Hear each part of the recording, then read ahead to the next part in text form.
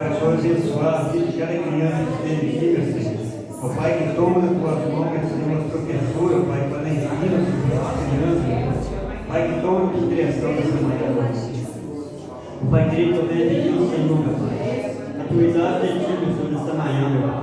Pai, que os anjos te acompanhem, meu Deus, querido, a tua obra que está abençoada, o Senhor honrando a tua presença.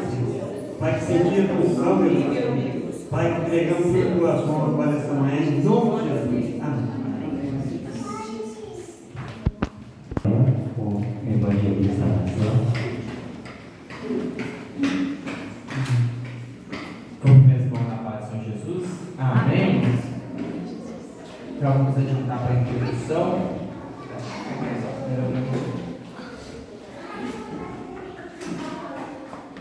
Introdução. Nesta lição, estudaremos a promessa da vida abundante prometida pelo Senhor Jesus, conforme João 10.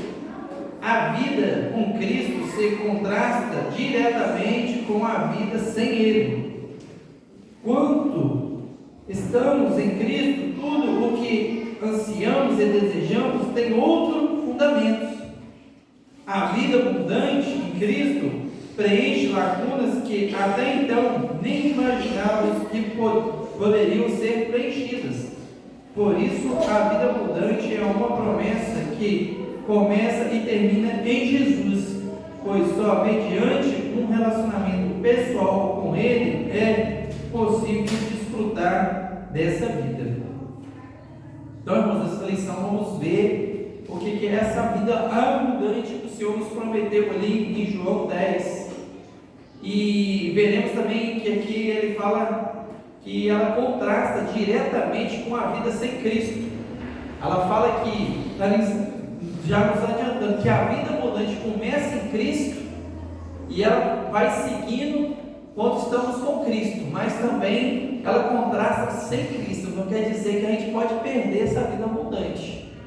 Essa vida abundante ela é preenchida com Cristo, mas veremos também que a gente podemos perder ela, podemos ter, ela se contrasta com ela sem Cristo, né? Que a palavra diz também que sem Cristo nós somos pobres, nus e miseráveis. Então, aí já fica o contraste: pobres, nus, que é o estado mais decadente do ser humano, e miserável. Então, que a gente possamos aprender nele, vamos entender onde funciona isso, ó. Tópico 1. Jesus, a fonte de vida abundante. Primeiro ponto: a fonte de verdadeira vida. O Evangelho de João, no capítulo 10, apresenta o Senhor Jesus como o bom pastor.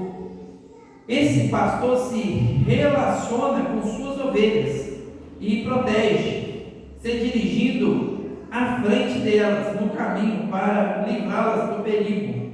Além dessa imagem de pastor, João 10 também apresenta Jesus como a porta das ovelhas.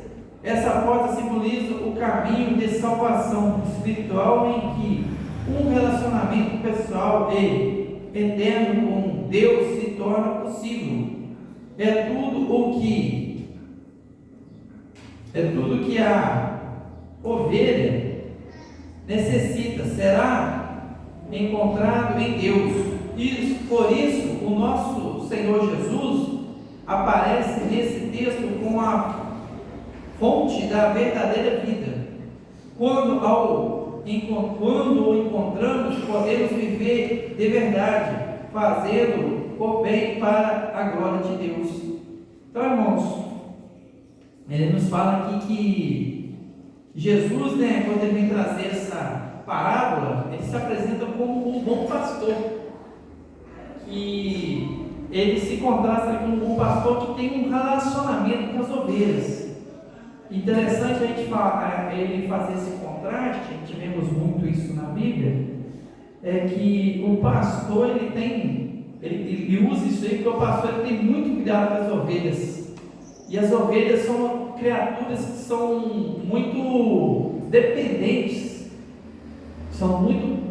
de cuidado, são criaturas que são animais que, se você der uma brechinha, ele perde, ele se acidenta. Não é como o cabrito que você solta para lá, o cabrito ele consegue se misturar ali no ambiente, consegue ser independente, mas a ovelha ela é totalmente dependente do pastor. Porque se o pastor não tirar ela do aprisco, não levar ela lá para o pasto para comer o capinzinho dela, beber uma água, ela vai morrer, porque ela é dependente. E ele se contrasta, ele fala um bom pastor. Jesus é um bom pastor, então quer dizer que tem maus pastores. Ele fala assim, o Senhor Jesus como um bom pastor. Ele ainda fala assim, esse pastor se relaciona com suas ovelhas e as protege, se dirigindo à frente delas no caminho para livrá-las do perigo. Isso quer dizer que, às vezes, quando a gente sai de casa, isso deixa um exemplo para nós, a gente tem que colocar Jesus à frente, porque ele é um bom pastor, então ele vai estar sempre à frente. É muito interessante a gente ver os livramentos que Deus nos dá. A gente tem que entender isso, que o Senhor, quando você aceita Jesus, ele é o pastor, ele vai estar adiante, vai ter um laço armado, mas o pastor está na frente das ovelhas. Aqui tem uma armadilha que eu tenho que desarmar aqui, senão minhas ovelhinhas vai passar aqui, vai quebrar a perna. Essa ponte aqui não está legal não, eu vou cortar outro caminho, eu já entendo isso aqui, porque se elas passar aqui vai cair, vai machucar. Esse é o cuidado, isso é o contraste que Jesus traz para nós de cuidado. E ele fala que as ovelhas também se relacionam com ele, conhecem ele, portanto que ele chama elas pelos nomes, né? É interessante ver isso. E ele coloca também, além dessa imagem de pastor, João 10 também apresenta Jesus como a porta das ovelhas. E Jesus fala muito bem, ninguém vai ao Pai se não for por mim. Você não consegue, a gente não vai conseguir chegar na presença de Deus se a gente não primeiro aceitar Jesus. Jesus é a porta, é o início, é o start, é o player. Você apertou e você vai. É onde você começa tudo. Na sua caminhada com Deus, para Deus, você tem que começar com Jesus. A partir que você aceita Jesus, se batiza e aceita Jesus, você começa a caminhar. E a caminhada não é fácil, mas também Jesus falou, eu vou para o Pai, mas não vou os deixar órfãos. Jesus deixou o Espírito Santo para nos auxiliar nessa caminhada. Então, ele se coloca sempre à frente. Jesus, quando foi para o Pai, ele largou o Espírito Santo para nos ajudar. O Espírito Santo hoje, ele faz esse serviço de cuidar de nós, nos orientar, serviço de pastor também, de nos estar nos livrando de todo mal. Aqui ainda fala que aqui ele fala assim, essa porta simboliza o caminho de salvação espiritual, em que um relacionamento pessoal eterno com Deus se torna possível, e tudo o que a ovelha necessita será encontrado em Deus. Tudo o que precisamos, fala que intermédio desse pastor, que é Jesus, vai ser encontrada em Deus. Por isso o nosso Senhor Jesus aparece nesse texto como a fonte da verdadeira vida. Quando encontramos, podemos viver a verdade, viver de verdade, fazendo bem para a glória de Deus. Então, o que quer dizer? Antes de Jesus, a gente não fazia bem para Satanás, a gente servia Satanás, fazia a vontade do diabo. Mas fala que quando nós aceitamos Jesus, nós trouxemos um bem para a nossa vida, porque nós passamos a fazer a vontade de Deus. E tudo que vai contrário à vontade de Deus, cai em dificuldade. Tudo que vai contrário à vontade de Deus, é prejuízo para nós. E aqui a gente aprende que Jesus é essa fonte, né? Aqui vamos ver o ponto 2 e o 3, depois nós vamos estar comentando. Vai passar dando oportunidade para comentar. A fonte de vida abundante. Nos versículos 8, 10 de João 10, nosso Senhor faz um contraste entre ele, que é a porta, e os outros que vieram antes dele, identificados como ladrões e salteadores, que apenas trazem roubo, morte e destruição. Nosso Senhor, pelo contrário, veio trazer vida no lugar da morte e vida com abundância. Aqui podemos fazer um contraste entre o agir de Deus e a ação de Satanás e seus demônios. O diabo, nosso adversário, busca destruir as nossas vidas. O plano de Deus para nós, Deus, por intermédio do seu Filho, nos devolveu a vida, nos amou, salvou, perdoou, apagou os nossos pecados e nos deu a dignidade de salvos em Cristo. Isso é a verdadeira vida que só Deus, mediante sua graça, por meio de Cristo, pode nos dar. Esse é um contraste diferente, né? Que Jesus veio para amar, veio para cuidar, Ele quer nos proteger, Ele quer que nós tenhamos um relacionamento com Deus. Jesus é a ponte que nos traz esse caminho para nós nos relacionarmos novamente com Deus. Porque nós muito bem sabemos, o pastor já falou isso, eu já falei sobre isso aqui, acho que a irmã Maria já falou isso, que quando Adão estava no Éden, ele conversava com Deus.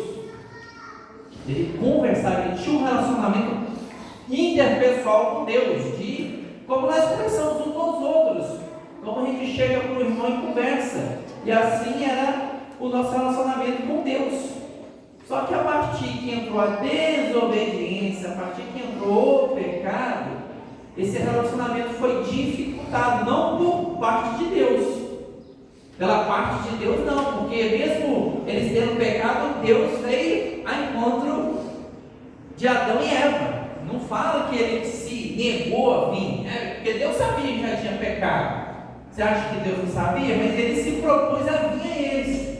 Mas o que eles fizeram? Eles se esconderam, porque eles conheceram que estavam, não se esconderam de Deus. Isso quer dizer o quê? Que o pecado, o diabo, ele quer que nós nos escondamos de Deus. Ele quer que nós nos afugentamos. Por isso que Jesus faz esse contraste, que o que veio, o diabo que estava reinando antes, ele estava fazendo o quê? Só criando distância do ser humano com Deus. E Jesus, ele veio o quê? Aproximar, ele veio arrebanhar. Às vezes eram ovelhas rebeldes que não tinham direção, não tinham, às vezes caíam no penhasco porque não tinha alguém para tomar conta. O diabo queria isso mesmo, que caia. Por isso que ele contrasta ali como mercenário, não pastor, porque ele quer que a gente caia. Ele não está se ligando para o rebanho. Ele não quer saber se vai cair, se vai morrer, se pegou uma doença ali. O bom pastor, ele vê uma ovelha doente e vai cuidar dela, ele vai tratar dela. O mercenário não, o diabo não, ele quer que morra mesmo. Então ele faz esse contraste, né? O adversário busca destruir as nossas vidas. O plano de Deus para nós, por intermédio do seu Filho, nos devolve a vida, nos amou, nos salvou, nos perdoou, apagou os nossos pecados, nos deu a dignidade de salvos, essa dignidade, porque não estavam dignos, não éramos dignos, nós tínhamos perdido essa dignidade, essa possibilidade. Então Jesus, ele veio e mudou o quadro, ele transformou o que estava perdido em novidade. Por isso que fala que ele é a porta, ele é o início. Quando você vai entrar para dentro da casa, você precisa passar pela porta, porque tem pela janela ladrão, bandido. A gente precisa entrar pela porta, né? Então, para a gente entrar nessa novidade, a gente tem que entrar pela porta que é Jesus Cristo. Aí vamos ver o 3 aqui, ó, a fonte de amor. No versículo 11, o Senhor Jesus menciona novamente a imagem do bom pastor, que deu sua vida pelas ovelhas, que, além de proteger e cuidar, ele as conhece bem, as ovelhas também o conhecem. Nosso Senhor afirma que, da mesma forma que ele é conhecido do Pai, conhece profundamente suas ovelhas e entregou sua vida por elas. Por isso ninguém pode tirar as suas ovelhas das suas mãos, pois ele zela por elas. A relação com suas ovelhas é baseada no amor que pode ser testemunhado no relacionamento do nosso Senhor com a Santíssima Trindade. Dessa forma, o o nosso Senhor é a fonte de amor entre o bom pastor e suas ovelhas. Ele é a nossa fonte transbordante de vida verdadeira e abundante. Está vendo, irmãos? Isso é só completo que eu já falei. Pois ele zela por elas. Então, ele traz esse amor baseado em zelo, no cuidado. Só que, diferentemente, as ovelhas são submetidas ao pastor. Então, para elas terem esse amor, para nós termos isso, nós temos que nos submeter a Cristo. Para a gente ter esse cuidado de pastor sobre nossas vidas, a gente tem que ter o relacionamento com Deus. Às vezes, como a gente viu no livramento que a Madriana teve aí pouco tempo agora, porque ela tem que cuidar da obra do Senhor. Ela se coloca como ovelha de Jesus. Então, o que acontece? Quando você se coloca como ovelha de Jesus, a percepção é que Jesus passa a cuidar como um bom pastor. Eu vou à frente, vai vir um carro ali, vai bater, vai derrubar, mas eu vou correr e abraçar para não acontecer nada. Porque o pastor, ele cuida. Às vezes o cara é um pastor, mas evita de uma ovelha aparecer com a doença da ovelha, evita dela se machucar, não. Mas qual é o diferencial do bom pastor? Ele vai cuidar dela. Ele vai cuidar dela, vai cuidar das feridas, vai cuidar do machucado. Então, isso aí traz para nós o que é um bom pastor.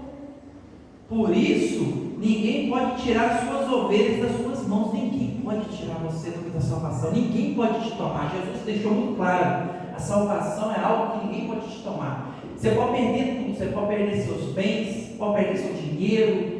Igual perdeu a família, perdeu os bens materiais, família.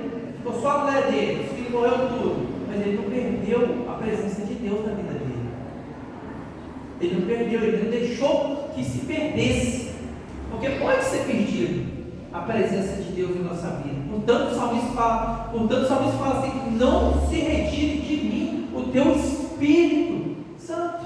Porque ele pode ser retirado. A gente pode perder a presença. A gente pode afastar de nós esse amor de bom pastor. Esse cuidado do bom pastor pode ser tirado de nós. Então nós temos que zelar por isso.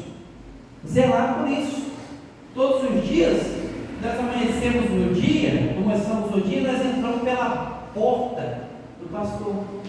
Nós entramos pela porta de Cristo. Nós falamos: Senhor, toma a direção hoje. Toma a direção da minha vida. Vamos começar mais um ano. Vamos começar esse ano entrando pela porta do bom pastor. Nós vamos estar aqui no dia 1º. Nós vamos estar iniciando mais um ano. Porque o pastor fala, né? Graças a Deus aqui ninguém teve problema, teve luta, mas ninguém, está todo mundo aqui.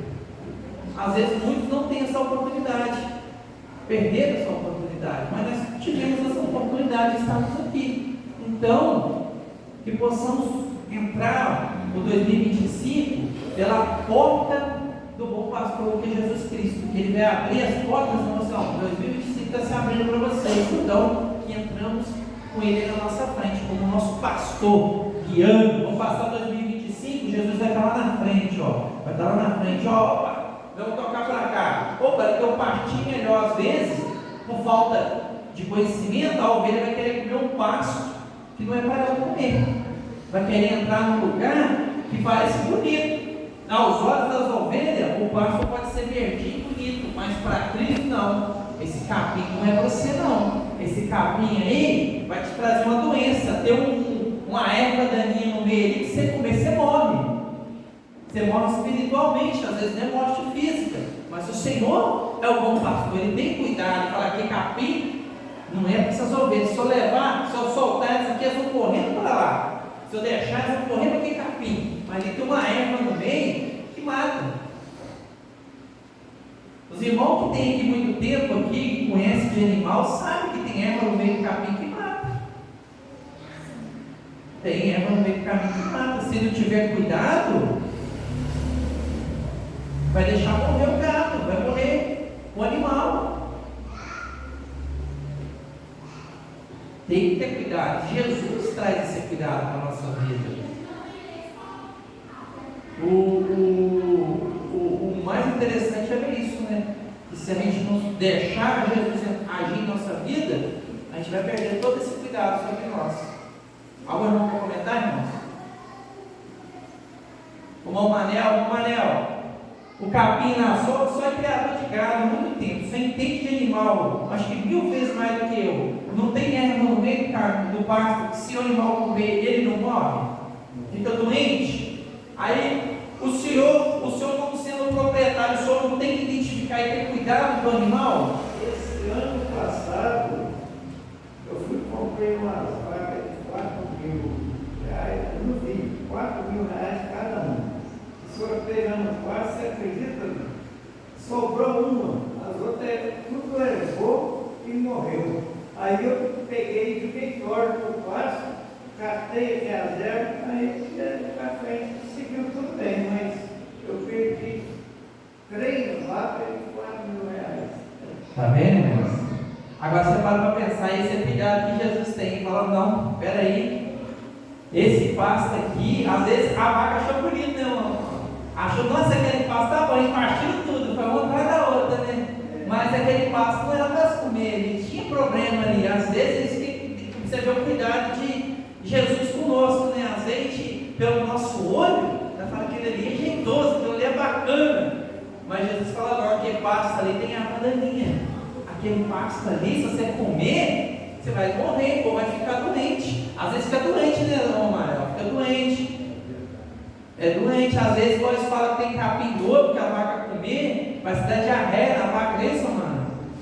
Tem capim, tipo de capim que dá diarreia na vaca. Aí por isso que eu cuidado com o pastor, não vou colocar nesse piquete aqui, que você ficar o capim propício para ela comer. Agora se eu colocar naquele de lá, vai comer e vai ficar doente.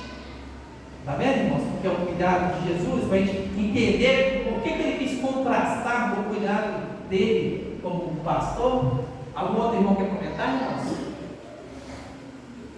Pode comentar, irmã Leona. Já começa.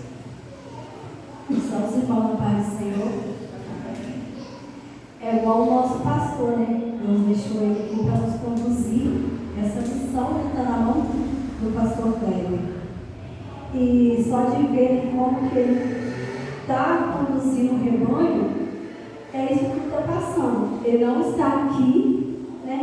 Porque todos os irmãos sabem o motivo, mas ele soube conduzir o rebanho, soube orientar, dar oportunidade aos irmãos, porque ele deixou preparados os irmãos, né?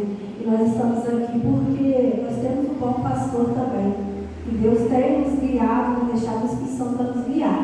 Possamos estar sempre juntos nas manhãs, todos cultos presentes, para honrar e glorificar esse nosso bom pastor. Eu estive comentando com o pastor, eu e meus irmãos, nós estivemos lá, o presbítero Bom Carlos também esteve lá na casa do pastor, foi sexta-feira. Aí eu comentei isso com o pastor, teve uma irmã que reclamando, que o pastor que saiu lá, né, da igreja lá, aqui, ela falou assim, eu gostava muito dele, mas ele tinha um defeito muito grande. Fala, que defeito, irmão? Só me falava ele não, porque ele não exortava. Ele não chamava atenção. Meu pai estava lá dentro, estava em pecado, ele estava passando a mão na cabeça, fulano estava lá no meio, estava em pecado, estava passando a mão na cabeça. E às vezes, irmãos, nem passar a mão na cabeça, a gente precisa de exortar. Às vezes sua vida entra em desgraça porque você não é exortado. Sua vida entra em dificuldade porque não teve ninguém, não teve um pastor para te chamar a atenção e te dar uma bronca, te trazer para a realidade, te dar um despertamento. Se o pastor falar, não vou te botar os em disciplina, tem muita gente pagando preço alto porque não entrou em disciplina, porque o pastor ficou com dor e passou a mão na cabeça. Aí porque fala, mas o pastor tem que ser bonzinho, cuidado, mas a tua vara, o teu cajado me consola. Que vara é essa que consola? Vara é bom, irmão? Quem já falou de vara aqui? Eu já apanhei de vara, não é bom não. Apanhei pouco. Eu era temperado mais, criado com vó, passa a mão na cabeça, era para tomar o dobro de costa que eu tomei. Não apanhei nada. Mas a vara consola. A exortação do pastor, aí fala assim, pastor enjoado, que quer ficar falando, que quer ficar cobrando, mas ele não cobrar, Deus vai cobrar dele. Aí quando estão reclamando que o pastor enjoado fica cobrando, eu estou reclamando porque não tem um para cobrar, para dar chamar atenção. Não vamos entender que isso aqui o pastor tem que cuidar, ele tem cuidado.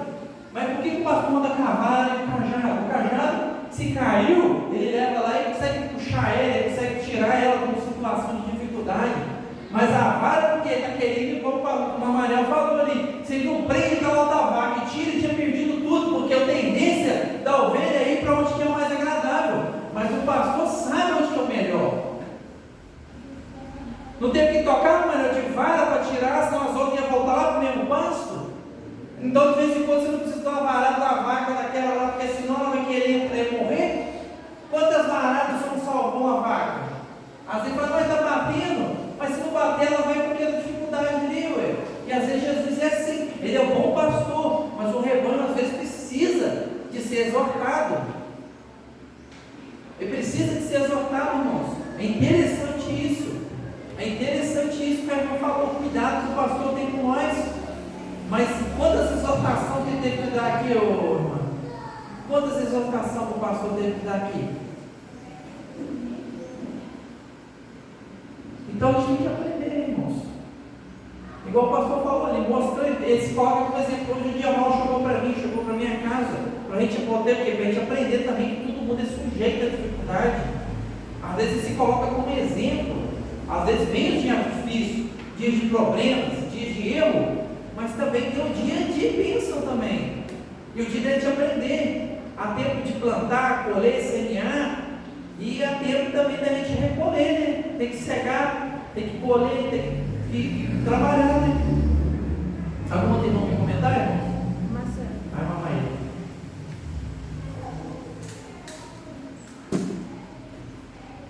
O irmão falou uma coisa sobre o cuidado que me chamou a atenção e me lembrou que a origem da palavra pastor tem a mesma origem da palavra pai. Um pastor de ovelhas é um pai de ovelhas, que ele está ali cuidando. E se você trouxer para o que é um pai, os irmãos que são pais e mães aí, sabe? Você cuidar do seu filho, igual o irmão falou, às vezes tem que dar uma varada, às vezes tem que dar uma bronca, às vezes tem que puxar uma orelha, porque se deixar, especialmente quando é criança, porque a ovelha é igual uma criança pequena. Você solta uma criança pequena e deixa ela fazer o que ela quer para você ver. Daqui a pouco aparece toda estrupiada, toda machucada, pode até morrer se você não cuidar. Solta uma criança pequena que não tem costume ali na rua para ver se ela vai correr lá no meio do asfalto. Aí eu vou um carro.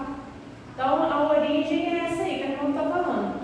Cuidar não é passar a mão na cabeça, não é ficar, ai, tadinho, meu Deus do céu, não, eu não posso ofender, não posso brigar, porque senão vai ficar irritadinho, vai ficar chateadinho.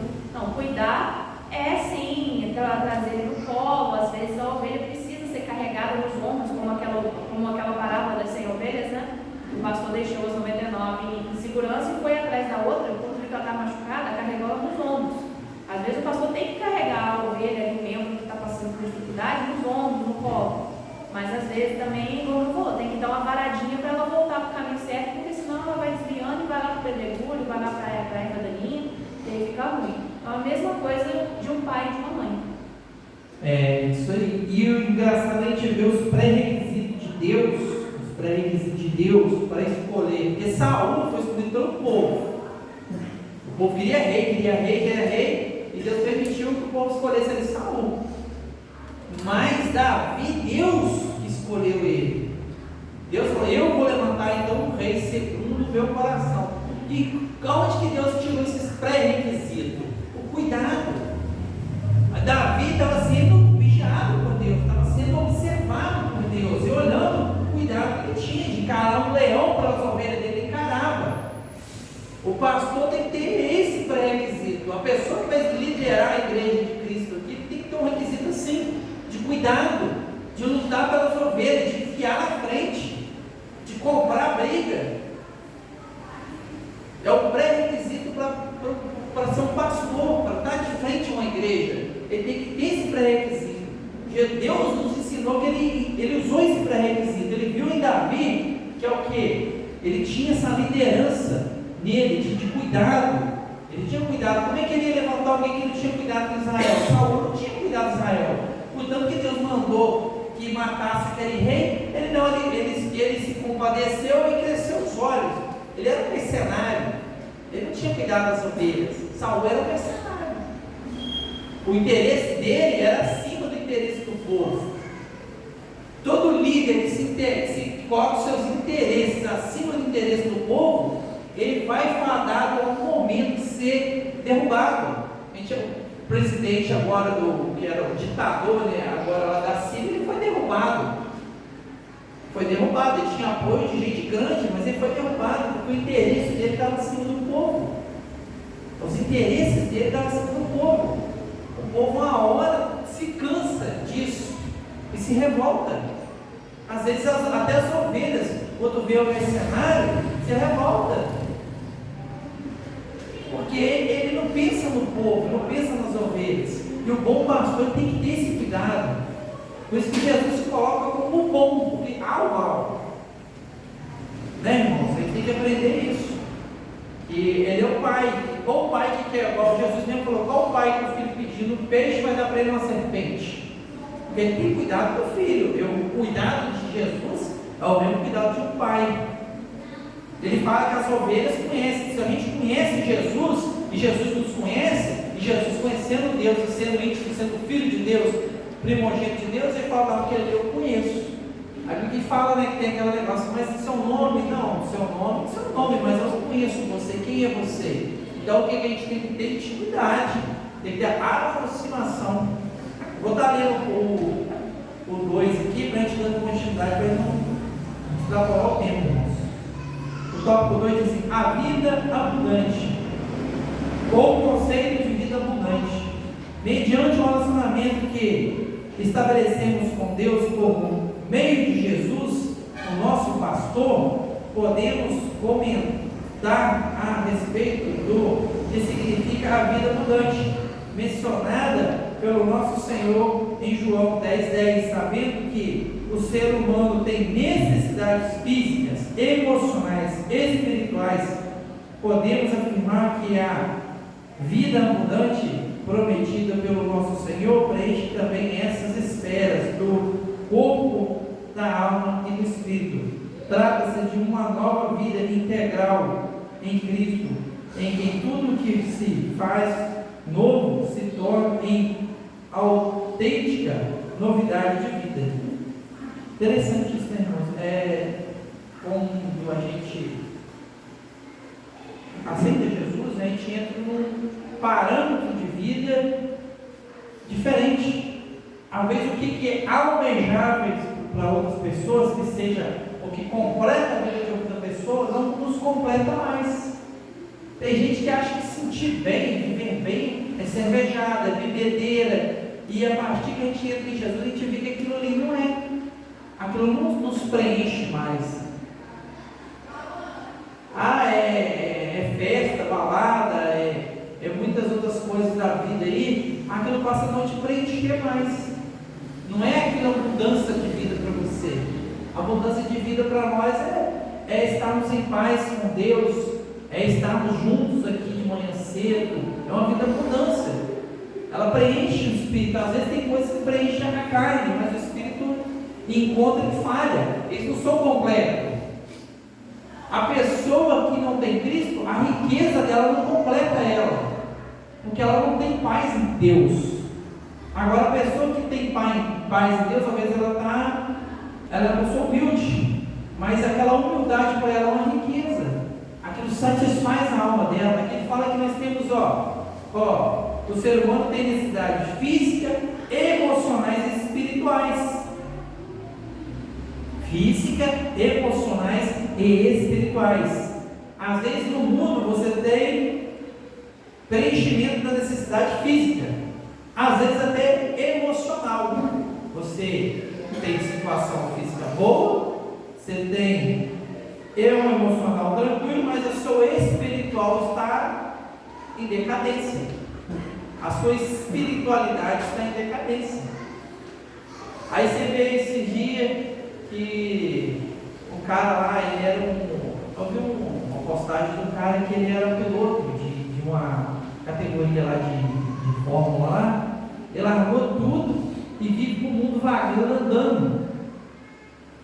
tinha preenchimento material, mas espiritual dele estava corrompido.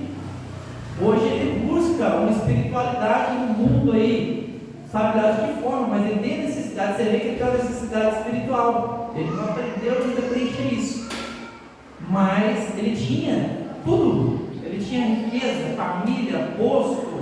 Ele era de pessoa rica. Hoje você vê a mesma pessoa, você pega a mesma foto, hoje ele está como um mendigo, sujo. Porque ele ainda não achou a necessidade espiritual dele, ele está em busca daquilo. Ele largou tudo material e está em busca do espiritual, mas ele não ainda alcançou isso. Ele está vagando pelo mundo. Mas você vê que é a necessidade humana, né? Às vezes você tem toda a riqueza do mundo, mas você não tem essa vida abundante. A vida abundante em Cristo supre tudo isso aí. A sua necessidade física, a sua necessidade emocional e espiritual. Quando você tem Jesus dentro de você, você tem esse contato com Ele, você vira aqui e fala, tudo se faz novo e se torna em autêntica novidade de vida. Vamos ler o 2 aqui. Eu vou ler o 2 e o 3 para nós abrirmos espaço para nós comentarmos. Esse aqui só tem o 2 e o 3. A vida abundante também influencia a família. Olha só, irmãos. No episódio bíblico, na ocasião da libertação de Paulo e Silas da prisão, o carcereiro, apavorado, perguntou a Paulo o que podia fazer para ser salvo. De modo que o apóstolo Paulo respondeu: creia no Senhor Jesus Cristo e serás salvo, tu e tua casa.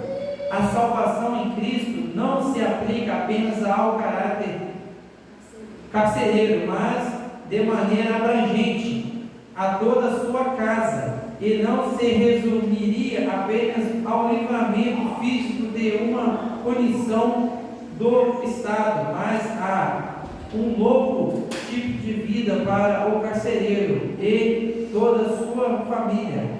Assim, aprendemos que a vida abundante prometida por Jesus abrange nossos familiares. Interessante isso, né, irmãos? Não adianta nós sermos salvos, mas a gente temos que entender que Jesus quer a salvação para todos nós. Diferente se tem um tio lá longe, se tem todo mundo é abrangido por essa bênção. Os filhos, todo mundo. Essa bênção é para todos. Vamos ler o 3 aqui, só para nós abrir um período de conclusão, vamos comentar. Diversas bênçãos provenientes da vida abundante. Quando passamos a ter um relacionamento pleno em Cristo e por isso desenvolvemos a vida abundante, passamos a desfrutar de copiosas bênçãos, entre as quais podemos destacar a paz em Deus, a tranquilidade nas decisões, pois trata-se de um relacionamento prometido, uma realidade prometida pelas Escrituras para quem tem uma vida abundante. A prática do amor, a vida em unidade, o cultivo da esperança, a perseverança na paciência, tudo isso são bênçãos de uma vida abundante em Cristo, justo que abundante em Cristo Jesus, que contrasta com a vida vazia de sentido de outrora. Interessante, ele faz um contraste aqui do que é a vida da pessoa antes de a Cristo e o que é depois, né? Ele bem cita aqui, né? Prometida pelas Escrituras para quem tem uma vida abundante, prática do amor, a vida em unidade, o cultivo da esperança, a perseverança na paciência.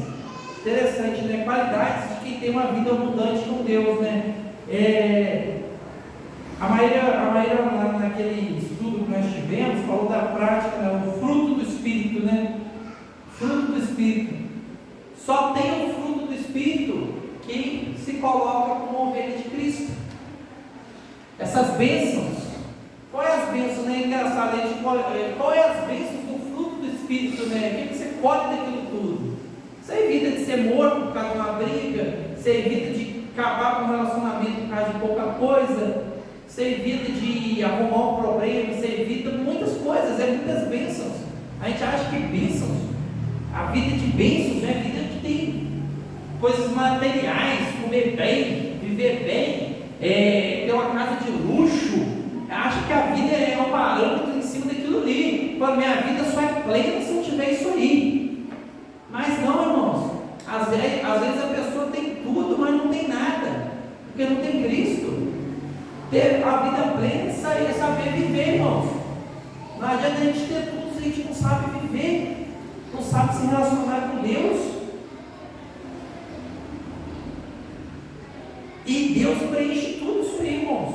A pessoa vive às vezes uma vida humilde, mas ele vive bem. Ele vai em qualquer lugar, todo mundo aceita. Ele vai em qualquer lugar, a palavra dele tem autoridade, a palavra dele tem peso, porque ele vive bem. Ele vive uma vida plena, em abundância em Deus. Ele é abundante em todas as áreas, porque ele vive com Cristo. Bondade, né? A prática do amor, vive em união. Ele vive pleno. Ele está aqui hoje, irmãos. Ele vive pleno.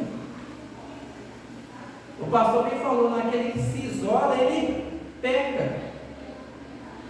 Então ele não vive pleno se ele está no pecado. A plenitude é estar com Cristo. Interessante isso. A gente vê esse cuidado, né? A gente viver essa plenitude, essa vida abundante. Cristo preenche todas as lacunas que nos faltam, né, irmãos? A Maíra falou, né, que comentou esse dia lá que Deus, ele preenche um lugar que só Ele tem, só Ele encaixa dentro de nós. É um buraco que tem dentro de nós que só a presença dele consegue preencher. Droga não preenche, riqueza não preenche, alegria, muitos amigos, farturas, coisas não preenchem aquele buraco que está ali. Mas a vida em Cristo, ela preenche como um todo. Às vezes você vai ter, às vezes você não vai ter riqueza, mas às vezes você vai ter riqueza, você vai ter alegria, você vai ter Cristo. Aí você é repleto, às vezes você vai estar simples, na simplicidade sua, você vai ter Cristo, você vai ser pleno. Interessante isso. Tudo isso são bênçãos de uma vida abundante em Cristo Jesus, que contrasta com uma vida vazia de sentido, outrora. Antigamente ela vivia uma vida vazia. Às vezes a pessoa bebe, vai para as festas, se droga, usa, sei lá, bebe, e outro dia está vazio, está numa ressaca. Aí o que valeu aquilo para a pessoa? Aquilo no momento era curtição, balança e aquele euforia daquele momento. No outro dia estava vazio, puro, sem nada. Eu não fui na festa, mas hoje eu estou tranquilo, eu estou feliz, eu estou alegre. Não adianta eu viver uma alegria que é momentânea, uma euforia que passa por uns minutos. A droga vicia sim, irmãos, ela traz muita felicidade, muito prazer, mas ela acaba rápido. Mas daqui a pouco a pessoa precisa de mais daquilo, precisa de mais daquilo, precisa de mais daquilo. Daqui a pouco ele está pobre, nu e miserável, está na calçada aí, sem ter ninguém para olhar para ele. É interessante isso, irmãos. Como é que Deus ele tem cuidado com nós, né? Como é que Ele nos dá a abundância de podermos viver, chegar em casa, ter o alimento, ter o nosso lar, ter tranquilidade, podemos estar aqui de noite com tranquilidade, com paz, vivendo bem com as outras pessoas, vivendo bem uns com os outros. Do que adianta ter a riqueza e ser arrogante, a não saber amar o próximo. Os irmãos, comentem aí, irmãos, pode comentar, está abrindo espaço para os irmãos comentar aí sobre esse segundo tópico aí, que falou, né, o que é essa vida abundante, né? De termos uma salvação não só para nós, como foi para aquele guarda, né, que estava ali cercando, destruiu tudo, ele se apavorou, vai fugir todo mundo e eu vou morrer. Falou, não vai te acontecer isso. E ele percebeu, né, que aqueles que estavam ali dentro do Paulo e Silas não eram igual aos outros. Eles tinham algo novo. Às vezes aquele momento que eles passaram era só para trazer salvação à casa aquele carcereiro, né? E Paulo falou para ele: trago salvação para você, mas não só para você, mas para todos da sua família. Não se abranja você, mas hoje ela está chegando para você e para sua família. Porque Jesus, quando estava lá na casa de, deixa eu lembrar aqui, Zaqueu, ele fala: hoje chegou salvação a esta casa. Está vendo? Porque teve transformação da pessoa ali, né? E ele, como se colocou a se transformar, a casa também dele se propôs a essa, a mesma coisa, né? Hoje chegou salvação a esta casa. Quer dizer que ele abre a gente, não só a nós, mas as nossas famílias, né? Pois, irmão, comenta. Pode comentar. Irmão Paulo Roberto, irmão Zé Roberto. Algum comentário? Está bem explicado, irmão Zé Roberto? Eita, irmão Zé Roberto. Você é bênção, né, irmão? Irmão Zé Roberto, até bênção. Mandei, está bem explicado? Não comentário, não, Maria? Vai passar o nome aí, né? Vou comentar. Manária, vou comentar, irmão. Tá bom, né? Tá bom. Então é isso aí, né, irmãos? Os irmãos entenderam até aqui? Amém. Entenderam? O que é essa vinda em abundância, né, irmãos? O que é essa promessa de vida em abundância? Ah, vai comentar. O irmão até já comentou isso sobre a obediência, né? O irmão, né, aquele Davi teve várias oportunidades de matar aquele rei, né? Saúl, mas não matou por causa da unção, porque ele falou: não, matar o rei, chamou ele: não, ele agora está numa posição boa, você matar ele, está dormindo. Aí ele falou: não, eu não posso fazer isso, porque ele é ungido. E quem é ungido, a gente não pode fazer isso. Aí a gente falou sobre isso e eu estava aqui lembrando. Porque ele tinha sido ungido. Saúl, o povo quis um rei. Então, Saúl foi ungido a rei. Só que ele foi ungido, mas ele não era um bom rei, ele não era um bom pastor. Ele tinha unção sobre ele, mas ele não tinha cuidado do povo. Porque se ele tivesse cuidado do povo, ele não tinha feito o que ele achava no coração dele, ele tinha que fazer o que Deus mandava. O que aconteceu que quando chegou lá Samuel, o que Samuel fez? Rapaz, era ter feito isso aqui, uma coisa, bate, pau. Então você não é obediente a Deus, o seu reinado agora está acabado. Vai ser ungido outro, e teve que ser ungido outro. Então, por isso que tem esse contraste, que ele não era mau pastor. Então Jesus falou: vou levantar um outro que vai seguir a minha vontade. Teve defeito dele? Teve defeito dele. Teve as falhas dele? Teve as falhas de Davi. Mas também ele pagou por elas. Ele pagou um preço altíssimo pelas falhas dele. Então nós temos que saber disso. Nós vamos pagar altíssimo pelas nossas falhas. Tudo tem um preço a ser pago. Nós cumprimos o preço.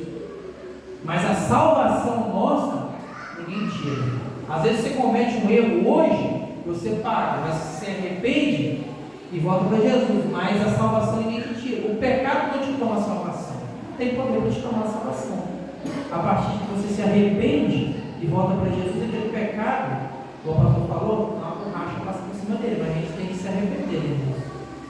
Vou estar passando por terceiro aqui, para a gente ganhar tempo.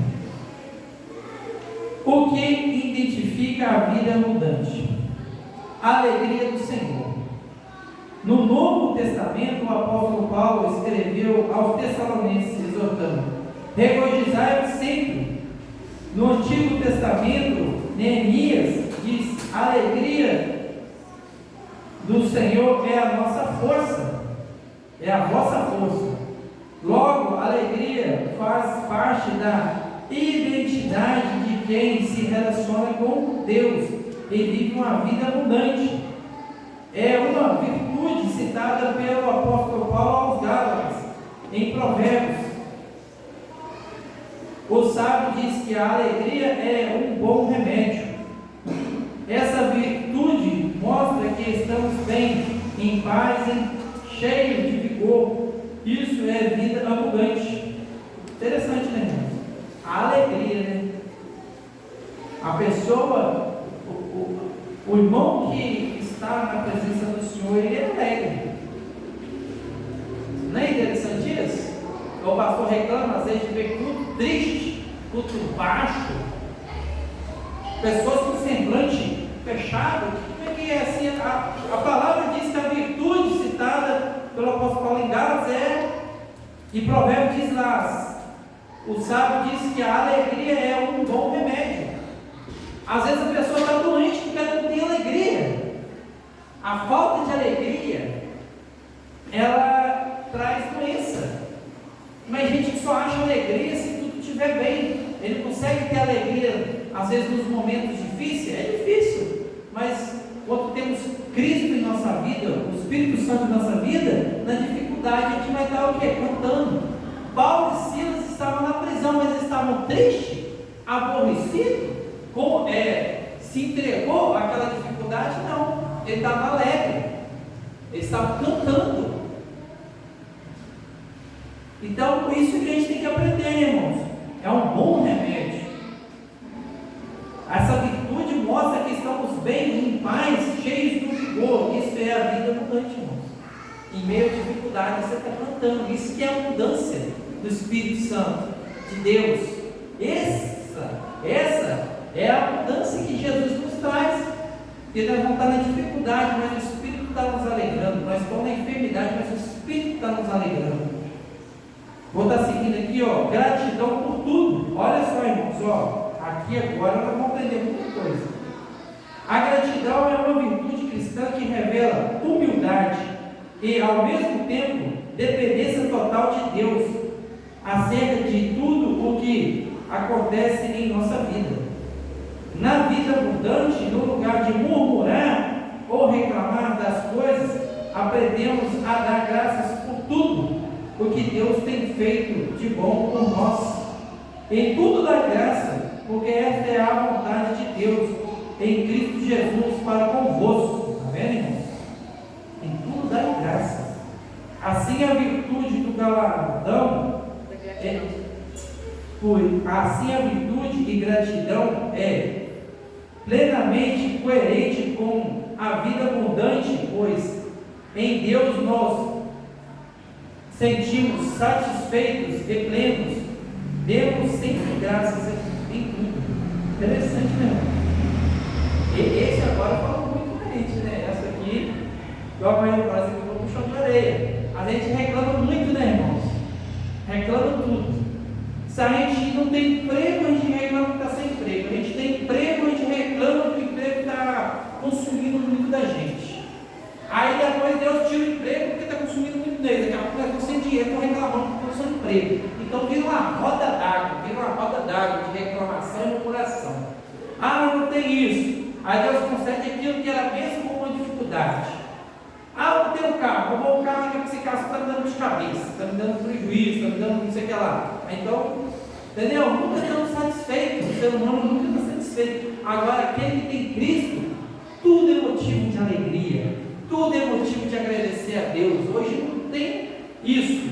Hoje eu não tenho um carro para andar, mas eu estou alegre porque eu tenho minhas pernas para poder vir a pé. Outros têm carro, mas às vezes não tem alegria em cima daquilo ali. Mas o crente tem que colocar isso na cabeça. Tudo para ele é fonte de alegria. Ah, hoje não tem uma mistura para comer, mas esse arroz hoje está gostoso, hein? Esse arroz com feijão hoje está temperado, está gostoso. Ah, hoje não tem carne, mas olha que comidinha gostosa. Né, irmãos? Ele não olha para a dificuldade, ele olha assim, nossa, que arroz gostoso está hoje. Não tem um pedaço de carne. Mas que angu gostoso está esse hoje, hein? O cara chega em casa e fala assim, ah, mulher, hoje não tem uma carne, não tem... Às vezes o cara reclamar com a mãe e fala, rapaz, mas que angu gostoso que você fez hoje. Rapaz, mas que feijão temperado. Às vezes a gente não aprende isso, né, irmãos? Isso é viver em plenitude com Deus. Hoje está bom, hoje tem um pedaço de carne gostoso, muito bom, ó, muito bom. Hoje não tem, mas rapaz, mas que arroz gostoso. Que tempero maravilhoso. A gente tem que aprender a dar graça, né, irmão? Vem dificuldade, mas às vezes a dificuldade é para o nosso crescimento. Eu falei com o pastor lá, né, pastor? Hoje eu posso estar passando para a prova, mas lá amanhã você vai ter muita aprendizagem para passar para nós em cima dessa dificuldade que passamos aí. Né, irmãos? Às vezes as dificuldades levam aos problemas é para aprendizagem. Porque muitos passam e perecem, mas aquele que é servo do Senhor, aquilo vai ser só como uma aprendizagem. Ele tem que dar graças, como somos corrigidos. A palavra diz, né? Aquele que aceita a correção, ele vai crescer. Agora, aquele que não aceita, ele só vai andar para trás. Aquele que aprende na dificuldade, ele tem que dar graça que ele está aprendendo. Ele tem que dar, nossa, tem que ser feliz. Nossa, hoje o Senhor me corrigiu, mas eu aprendi muita coisa. Eu passei por aquela dificuldade, mas o Senhor me ensinou muitas coisas. A gente tem que aprender a ser grato. Em tudo dá graça, porque esta é a vontade de Deus em Cristo Jesus para convosco. É a vontade de Deus que estamos em Cristo Jesus. Entendeu? Os irmãos entendem isso? É a vontade de Deus que, para quem estão em Cristo Jesus. Então, aquele que se coloca em Cristo Jesus, que se coloca como ovelha do pasto de Jesus, ele tem que dar graça a tudo. Tudo dá graça. Vida no Espírito, vida de oração. Olha só, irmãos, ó, esse finalzinho aqui, tá? Vida no Espírito, vida de oração. Na vida abundante, o Espírito Santo preenche o crente. A Bíblia diz que para viver no Espírito devemos estar inclinados para as coisas do Espírito. Então é preciso ser cheio do Espírito e andar nele para termos a vida plena. Jamais podemos extinguir o Espírito, um elemento indispensável para quem vive no Espírito é o motivo de uma vida de oração.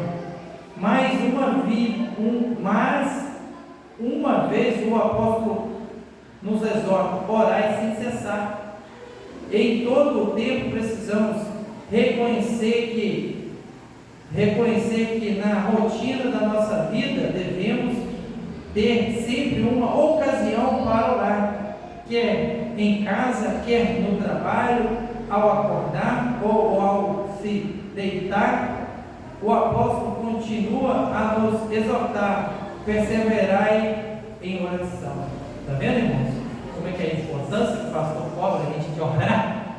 Faz um chá, toda hora cobra a gente de orar, ora aqui, ora de noite, de madrugada. Mas é porque tem essa exortação. Paulo exortou, o pastor Kleber exorta, será quem mais exorta? Um outro pastor. Cristo nos exortou a orar. Portanto, Cristo nos ensinou até de que forma orar. Os apóstolos, de que forma devemos orar? Aí Jesus falou: deixa eu ajudar vocês então, porque vocês estão tendo dificuldade. Ele ensinou a oração do Pai Nosso, para que nós não deixamos de orar. Fala assim: ora dessa forma aqui, tabulado aqui, dessa forma aqui, para vocês não deixarem de orar, porque às vezes você não sabe nem o que pedir. O Senhor nos ensina esse caminho. Pai nosso que estais no céu, santificado seja o vosso nome, venha a nós o vosso reino, seja feita a sua vontade, assim na terra como no céu. Então ele está nos ensinando, irmãos, a maneira de buscar a presença do Senhor. Ele está nos ensinando, porque há necessidade de orar. Pois não te largaram isso aí, irmãos. Então, para nós termos esse relacionamento com Deus, para a gente aprender desse relacionamento e trazer, para não afastar o Espírito Santo de nós. A oração é como se fosse um afago, o Espírito Santo está dentro de nós. É como a gente preparasse uma caminha. A oração é uma preparação de uma caminha, o Espírito Santo habitar dentro de nós. Não tem um passarinho que vai lá preparar um ninzinho, os filhotinhos dele. A gente buscar uma vida de oração é preparar o Espírito Santo dentro de nós, é trazer ele para dentro de nós, irmãos. Se a gente não orar, se a gente não buscar, por que a gente tem que orar de noite? Porque o pastor criou um grupo de oração à noite, que a gente tem essa vida, tem esse costume de buscar o Senhor. estar orando para o Espírito Santo estar fazendo morada dentro de nós, para a gente ter uma vida com Deus, para a gente ter uma intimidade com Deus. A oração, ela é trazer Deus para perto de nós, é trazer um momento de intimidade. Todo mundo tem um momento de intimidade, tem intimidade com uns, intimidade com outros, intimidade com o marido, com a esposa, e temos também ter intimidade com o nosso bom pastor. Temos que ter esse relacionamento com o bom pastor. Então a oração é uma grande ferramenta, irmãos. Devemos orar, irmãos, o tempo todo. Ele falou orar sem cessar, porque precisamos orar, mas daqui a pouco ele mesmo, Paulo fala, perseverai na oração. Amém, irmãos? Amém. Temos que perseverar, porque se a gente não perseverar, a gente vai desanimar. Igual o pastor falou, hoje a gente se sente bem na oração, mas se a gente não perseverar, daqui a pouco você desanima. Por isso que tem o grupo, porque é um e o outro, para a gente perseverar. Se a gente for olhar a vontade nossa, a gente não vai levantar de madrugada, mas nem abate paulada. Esse jogar o pau, jogar frio, vai levantar, porque a gente não persevera. Aí um perseverando, já serve de exemplo para o outro perseverar. Aí o outro persevera. Aí daqui a pouco a igreja toda está orando. Aí vai vencendo as dificuldades, vai vindo os livramentos, vamos ver o crescimento, vamos ver as bênçãos, vamos ver as coisas chegando, irmãos. Porque a gente tem que perseverar. Né, irmãos? Temos que perseverar. Os irmãos podem comentar, irmãos. Eu abro um espacinho para os irmãos comentar, para daqui a pouco eles concluir. Para a gente bater o horário certinho. Algum irmão quer comentar, irmãos? É difícil não, irmãos? Está falando aqui, né, que nós temos que, para a gente ter uma vida plena, em abundância com o Senhor, a gente tem que ter o Espírito Santo dentro de nós, que fala que o Espírito Santo preenche o crente. O Espírito Santo preenche o crente. Devemos estar inclinados às coisas do Espírito. E o que?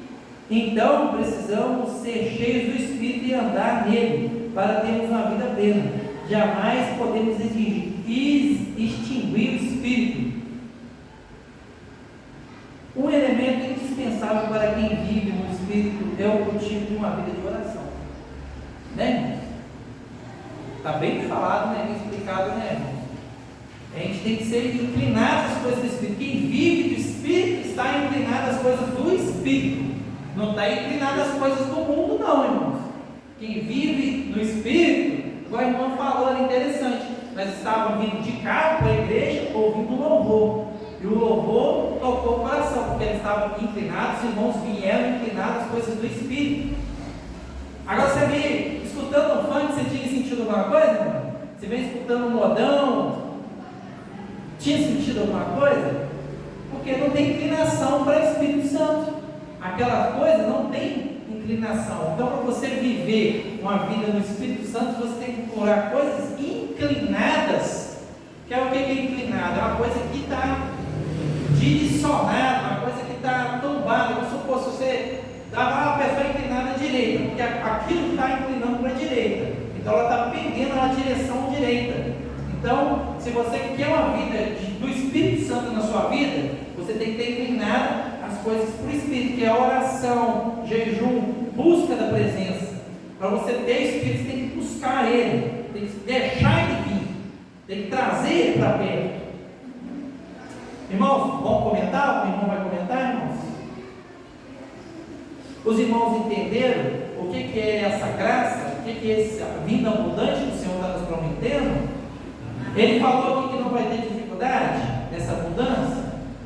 Não, vai ter dificuldade. A abundância é a presença do Senhor dentro de nós. Não quer dizer que é a abundância de bens materiais, é a abundância de que às vezes faltou alguma coisa, mas o Espírito Santo está dentro de você. Você está passando uma luta, o Espírito Santo está com você. Essa é a abundância que às vezes os outros lá fora não veem. O ser humano não consegue compreender a abundância. Mas é isso aí, irmãos. A abundância é ter Jesus no nosso coração. Amém? Vamos estar concluindo aqui, irmãos, para as crianças virem. O Senhor Jesus, conclusão, né? O Senhor Jesus é a fonte de vida abundante, pois Ele prometeu essa promessa está disponível a cada crente que desenvolve um relacionamento pessoal com o nosso Senhor. Neste relacionamento, a nossa família é abençoada. Podemos desfrutar de copiosas bênçãos, além de andarmos em alegria e gratidão em espírito. A vida abundante em Cristo é a nova vida que Ele prometeu para nós, quem crê nele como Salvador e Senhor. A vida abundante não é nós sermos salvos no dia da perdição, do jeito, ao invés de nós irmos para o inferno, nós vamos para o céu. Essa é uma vida abundante, que pode passar tudo aqui nessa terra, mas você tem em mente que na hora que você falecer, ou você tem essa riqueza que ninguém te tira, que é a salvação em Jesus Cristo. Amém, irmãos? Essa é a maior vida abundante que nós podemos ter, saber que estamos sendo salvos. É uma riqueza que ninguém te tira. Amém? Então agradeço a minha oportunidade. Eu estava voltando o microfone. Posso continuar, irmão? As crianças podem vir?